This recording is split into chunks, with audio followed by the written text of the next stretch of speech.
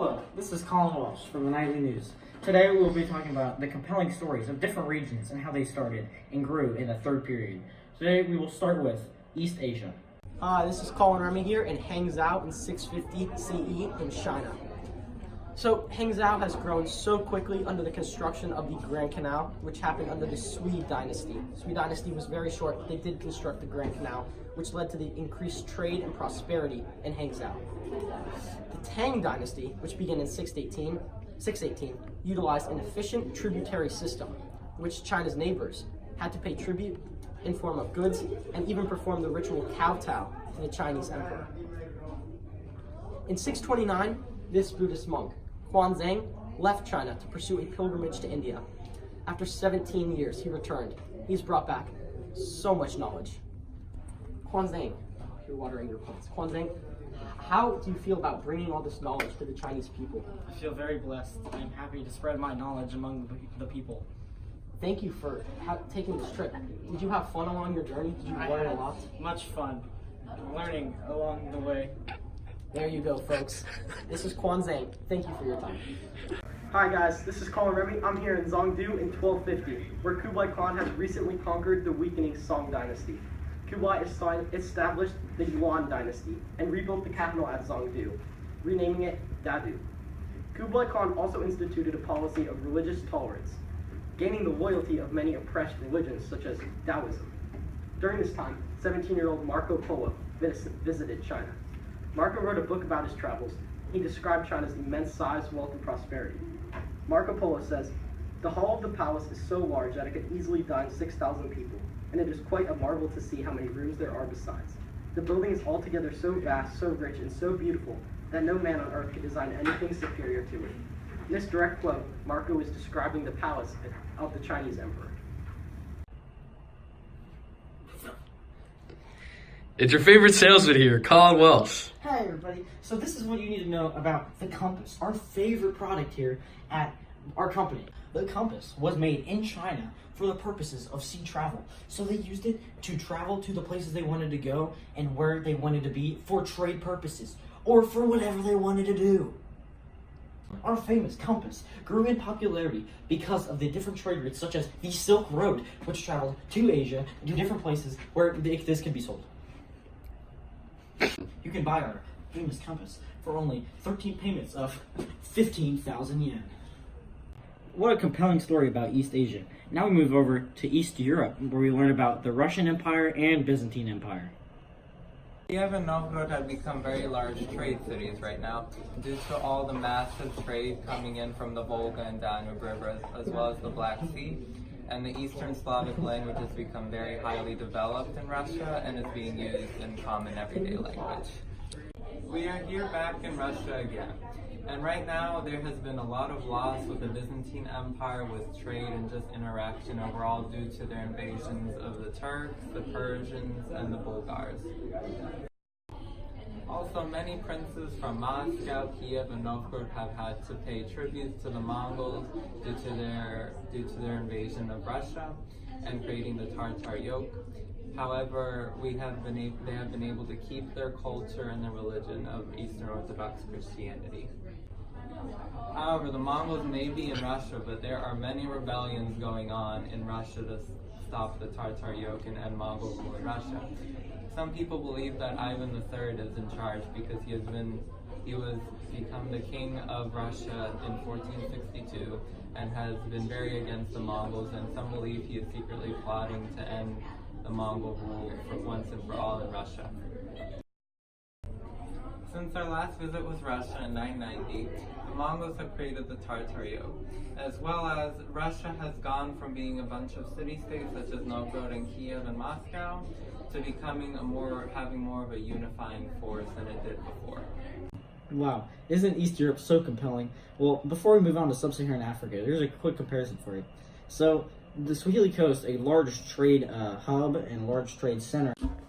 Here we are in the Sub-Saharan Africa on the Swahili Coast underneath the Sahara, where we speak a mixture of Bantu and Arabic. We run a lot of trade here in the Swahili Coast along the Indian Ocean. pretty much everything along any coast along the Indian Ocean is routed back to us. Here we make a lot of money off of selling gold that we mine in the country, and we expanded our trade routes by utilizing the winds of the Indian Ocean. Here we are again on the Swahili coast, underneath the Saharan Desert, which is to say, sub-Saharan Africa. We have just discovered how to cultivate bananas, and we're making big bank off of it. Here in the stone city of Zanzibar, there's a lot of rocks, and the houses are built from those rocks. Oh no, but something's changing. Whoa, there's a lot of change going on now. As you can clearly see, there are a lot of Portuguese people who have colonized, and now our lovely, wonderful nationalist nation of the Swahili coast in sub-Sahara Africa is falling, and we're becoming Portuguese. A clear continuity of the area that was known as the Swahili coast was that it was a powerful trade hub and ran much of India's oceanic trade for its entire lifetime until it was taken down by the Portuguese. And your least favorite salesman, Charles Robertello.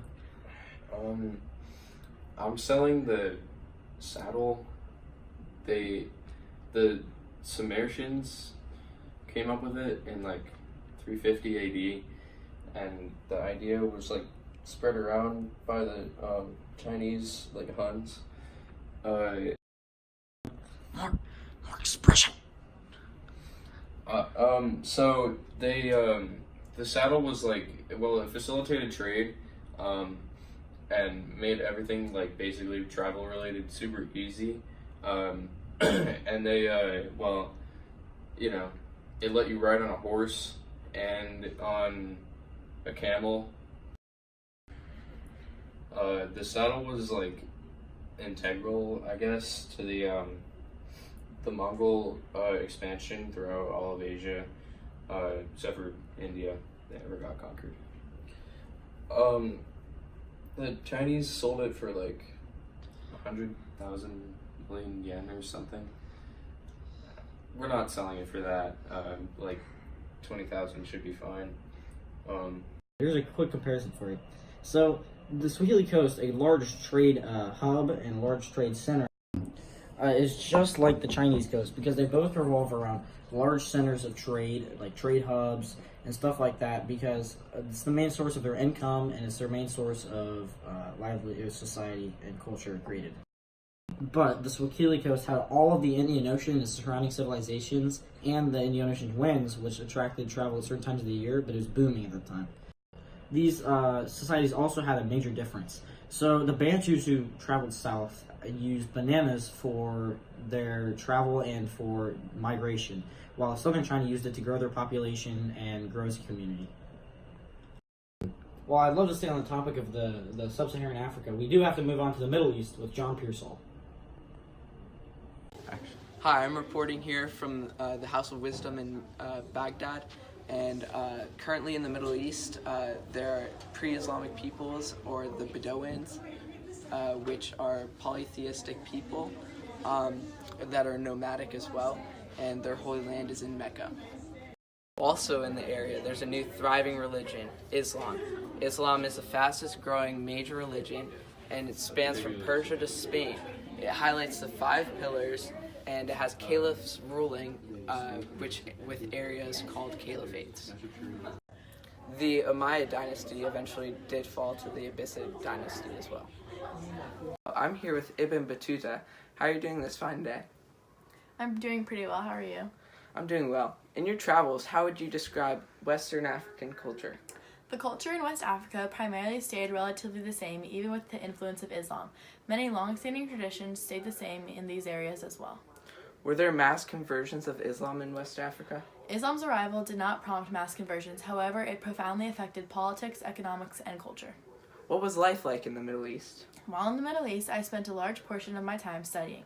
In Mecca, I spent a month taking part in all of the ritual experiences. I then left and journeyed throughout the Middle East, studying and praying. Overall, it was a very holy experience in the Middle East. Thank you for your time, Ibn.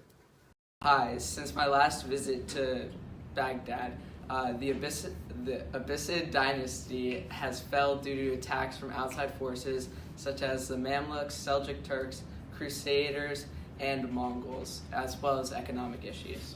Also, during this time period, the Crusades, which is a battle of the Holy Land, or Jerusalem, is happening from 1095 to 1291, which is a battle between the Islamic forces and Christian forces.